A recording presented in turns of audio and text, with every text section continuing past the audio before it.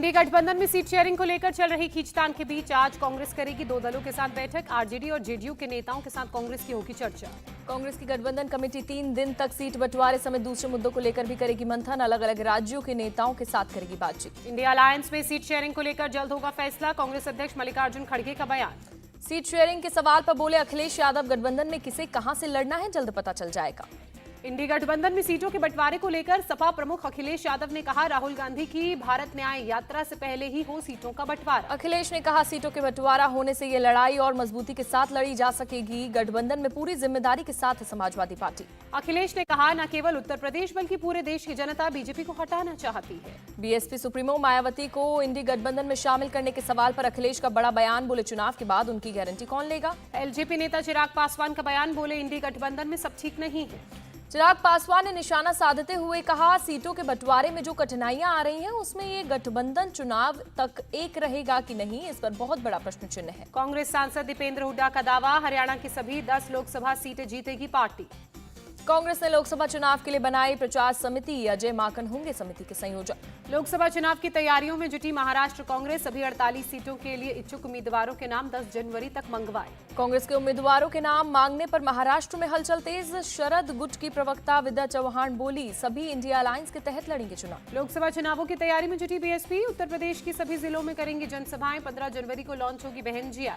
UP के CM Yogi Adityanath आज गोरखपुर में विकसित भारत संकल्प यात्रा की करेंगे शुरुआत। अलग अलग योजनाओं के लाभार्थियों से भी करेंगे संपर्क। आज एक दिन की जम्मू कश्मीर यात्रा पर जाएंगे बीजेपी के अध्यक्ष जेपी नड्डा। रघुनाथ मंदिर में दर्शन के बाद बीजेपी नेताओं के साथ लोकसभा चुनाव की रणनीति को लेकर करेंगे बैठक। हरियाणा के पंचकुला में बीजेपी अध्यक्ष जेपी नड्डा का रोड शो। सीएम खट्टर भी मौजूद रहे। जेपी नड्डा ने कहा, पीएम मोदी ने देश की राजनीति में बदलाव किया, सबका साथ सबका विकास पर फोकस। प्रधानमंत्री मोदी के लक्षद्वीप दौरे पर खड़गे का अटैक। कहा, हर दिन फोटो सेशन करवा रहे हैं पीएम। मणिपुर हिंसा पर अब तक क्यों खामोश। 14 जनवरी से शुरू होगी कांग्रेस की भारत जोड़ो न्याय यात्रा। पार्टी अध्यक्ष मल्लिकार्जुन खड़गे ने कहा, 15 राज्यों से गुजरेगी न्याय यात्रा। 100 लोकसभा सीटों को करेगी कवर। अवैध खनन मामले में झारखंड के सीएम हेमंत सोरेन के प्रेस सलाहकार अभिषेक प्रसाद को ईडी का समन 16 जनवरी को पूछताछ के लिए बुलाया। ईडी सीएम हेमंत सोरेन को भी अब तक 7 बार जारी कर चुकी है समन। इसके अलावा 11 जनवरी को साहिबगंज के उपायुक्त रामनिवास यादव और 15 जनवरी को विनोद सिंह को भी पूछताछ के लिए बुलाया। ईडी की सप्लीमेंट्री चार्जशीट में नाम आने पर भड़के पूर्व सीएम भूपेश बघेल, राजनीतिक षड्यंत्र का हिस्सा बताया। दिल्ली के सीएम अरविंद केजरीवाल आज गुजरात के अलमवाड़ी में एक जनसभा को संबोधित करेंगे। पंजाब के मुख्यमंत्री भगवंत मान भी रहेंगे साथ। लोकसभा चुनाव से पहले विपक्ष के नेताओं को जेल भेजना चाहती है बीजेपी। दिल्ली की मंत्री आतिशी का केंद्र सरकार पर अटैक। टीएमसी नेता शाहजहां शेख के खिलाफ लुकआउट सर्कुलर जारी। ईडी अधिकारियों पर हमले के बाद से हैं गायब। ईडी अधिकारियों के हमले के विरोध में बीजेपी का प्रदर्शन। हावड़ा में फूका पुतला, सरकार के खिलाफ किनारेबाजी। बीजेपी सांसद लॉकेट चैटर्जी का आरोप, ईडी हमले मामले को टीएमसी दबाने की कर रही कोशिश। टीएमसी नेता शाहजहां शेख पर ईडी सीबीआई के खिलाफ भड़काने का आरोप। बीजेपी नेता अमित मालवीय ने पोस्ट किया वीडियो में शाहजहां शेख का भड़काऊ बयान। कहा, ईडी और सीबीआई वाले मुझे छू तक नहीं सकते। कोलकाता में शुभेंदु अधिकारी ने घायल ईडी अधिकारियों का जाना हाल, अस्पताल पहुंचकर की मुलाकात। बंगाल में ईडी अटैक पर बोले निशिकांत दुबे, भ्रष्टाचारी हुए परेशान। पीएम का ना खाऊंगा ना खाने दूंगा का नारा हो रहा है सफल। जो लोग भ्रष्ट और जेल जाने से डरते हैं वो एजेंसियों के खिलाफ बोलते हैं, केंद्रीय मंत्री धर्मेंद्र प्रधान का बयान। अधीर रंजन का बीजेपी टीएमसी पर मिलीभगत का आरोप। कहा, केवल बड़े बड़े दावे करती है बीजेपी की सरकार। राज्यसभा चुनाव के लिए व्यक्तिगत रूप से नामांकन फॉर्म भर सकेंगे आम आदमी पार्टी नेता संजय सिंह। कोर्ट ने दी अनुमति। दिल्ली की राउज एवेन्यू कोर्ट से समीर महेंद्रू को राहत। 2 हफ्ते की अंतरिम जमानत मिली। यूपी कांग्रेस के नेता 15 जनवरी को अयोध्या में रामलला के करेंगे दर्शन। प्रदेश प्रभारी अविनाश पांडे और प्रदेश अध्यक्ष अजय राय रहेंगे मौजूद। राम मंदिर की प्राण प्रतिष्ठा पर सियासत जारी। उत्तर प्रदेश कांग्रेस अध्यक्ष अजय राय बोले, भगवान के यहाँ निमंत्रण नहीं होता, खुद लोग जाते हैं। एआईयूडीएफ के अध्यक्ष बदरुद्दीन अजमल ने रामलला की प्राण प्रतिष्ठा के पहले मुसलमानों को दी नसीहत। कहा, 20 से 26 जनवरी के बीच घर पर ही रहे मुसलमान। बदरुद्दीन अजमल ने कहा, रामलला की प्राण प्रतिष्ठा के दौरान ट्रेन से यात्रा करने से बचे मुसलमान। बदरुद्दीन अजमल ने एक रैली को संबोधित करते हुए बीजेपी पर बोला हमला, बीजेपी को बताया मुस्लिम विरोधी। मध्य प्रदेश के मुख्यमंत्री डॉक्टर मोहन यादव का बयान, निश्चित रूप से हम सब 22 जनवरी का इंतजार कर रहे हैं जब भगवान राम गर्भगृह में प्रवेश करेंगे। केंद्रीय मंत्री महेंद्र नाथ पांडे ने अयोध्या एयरपोर्ट की तारीफ की। कहा, भारत की सांस्कृतिक एवं गौरव के अनुरूप बनाया गया। मुसलमानों के घर पर जगमगाएगी राम ज्योति। मुस्लिम महिलाएं ज्योति लाने के लिए वाराणसी से अयोध्या रवाना। राम मंदिर में आ रहे श्रद्धालुओं के लिए भेजी गई दवाइयां। जेनेरिक फार्मा ने पुणे से एक ट्रक को किया रवाना। आध्यात्मिक गुरु माता अमृतानंदमयी जी को अयोध्या से आए पूजित अक्षत दिए गए। नागपुर में संघ के सीनियर प्रचारक एस सेतु माधवन ने सौंपे अक्षत। अयोध्या में चलाया जा रहा वृक्षारोपण अभियान 22 जनवरी को होगा प्राण प्रतिष्ठा समारोह। महाराष्ट्र के सीएम एकनाथ शिंदे और शिवसेना ने दिया राम मंदिर में दान। मंत्री उदय सामंत ने अयोध्या में सौंपा 11 करोड़ रुपए का चेक। राम मंदिर की आड़ में लोगों को बांट रही है सरकार। जमाते इस्लामी हिंद के वाइस प्रेसिडेंट सलीम इंजीनियर का बयान। राम मंदिर कार्यक्रम को लेकर बोले उद्धव ठाकरे, 22 जनवरी को नासिक के कालाराम मंदिर में करेंगे पूजा।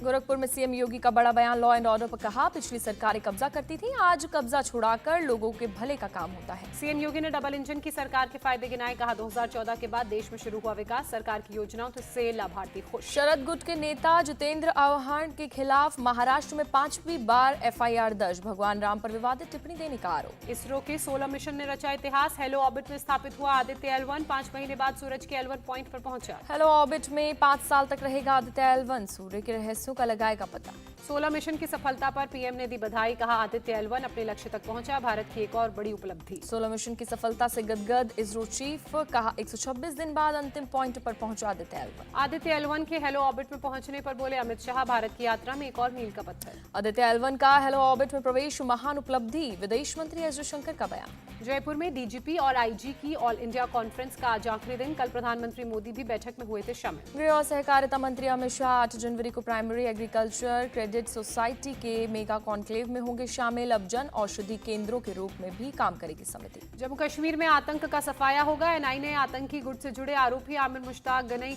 की संपत्ति कुर्क की। जयपुर में राजस्थान की उप मुख्यमंत्री दिया कुमारी ने महिला एवं बाल विकास विभाग के साथ की बैठक। सचिवालय में की मीटिंग। महाराष्ट्र के रायगढ़ में एमएनएस की 2 दिवसीय शिविर का आयोजन। राज ठाकरे ने राज्य और केंद्र सरकार पर जमकर इस दौरान हमला बोला। हरिद्वार में पतंजलि गुरुकुलम का शिलान्यास रक्षा मंत्री राजनाथ सिंह ने रखी नींव। पूरा होने पर हरिद्वार में होगा दुनिया का सबसे बड़ा गुरुकुल। स्वामी रामदेव ने भारतीय शिक्षा की बड़ी क्रांति का लिया संकल्प। राजनाथ सिंह ने कहा, गुरुकुल परंपरा को आगे बढ़ा रहे स्वामी रामदेव जरूर मिलेगी कामयाब। सीएम पुष्कर सिंह धामी ने राम मंदिर का जिक्र करते हुए कहा, पीएम के नेतृत्व में अयोध्या में विराजमान हो रहे भगवान राम सभी जगह आज हो रहे हैं काम। दिल्ली में ठंड और कोहरे का कहर जारी, जनजीवन प्रभावित। दिल्ली में घने कोहरे से यातायात भी प्रभावित, देरी से चल रही हैं कई ट्रेनें। दिल्ली में शीतलहर का प्रकोप, आम जनजीवन बुरी तरीके से हुआ प्रभावित। ठंड से बचने के लिए लोग ले रहे हैं अलाव का सहारा। रात में भी अलाव तापते नजर आए। लखनऊ में क्लास 8 तक के सभी स्कूल 10 जनवरी तक रहेंगे बंद। ठंड की वजह से लिया गया फैसला।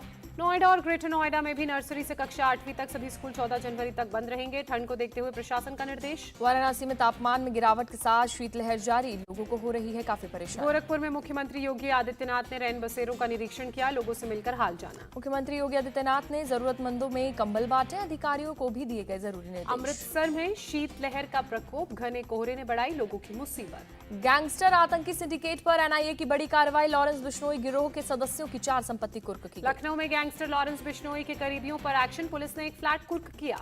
भोपाल में बालिका गृह से 26 बच्चियां गायब, बिना परमिशन के चिल्ड्रन होम चलाने का भी आरोप, पुलिस ने एफआईआर दर्ज की। पूर्व सीएम शिवराज सिंह चौहान ने उठाया बाल गृह से 26 बालिकाओं के गायब होने का मामला, सरकार से तुरंत कार्रवाई की मांग की। गुरुग्राम में गो तस्करों की हैवानियत आई सामने, केएमपी एक्सप्रेसवे पर चलती गाड़ी से फेंकी जिंदा गाय।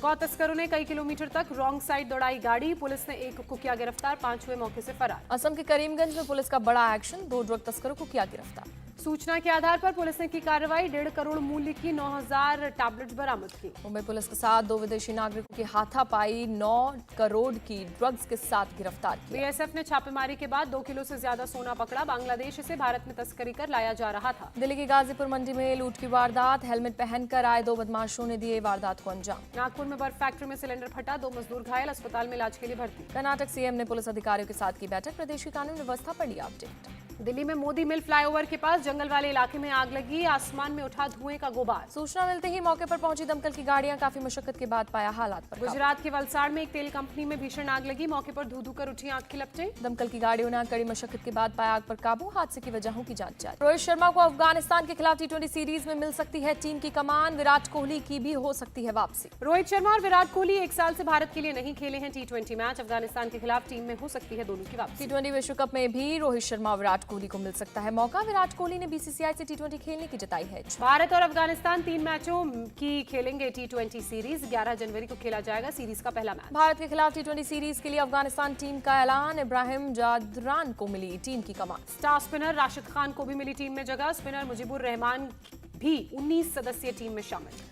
ऑस्ट्रेलिया के स्टार खिलाड़ी डेविड वार्नर ने टेस्ट क्रिकेट से लिया संन्यास। वार्नर ने पाकिस्तान के खिलाफ खेला अपना आखिरी मैच। ऑस्ट्रेलिया ने तीसरे टेस्ट में पाकिस्तान को हराकर किया क्लीन स्वीप। 3 मैचों की सीरीज पर 3-0 से किया कब्जा। यूपी और केरल के बीच रणजी ट्रॉफी मैच में रिंकू सिंह ने शानदार पारी खेली। रिंकू सिंह ने 92 रनों की पारी खेली।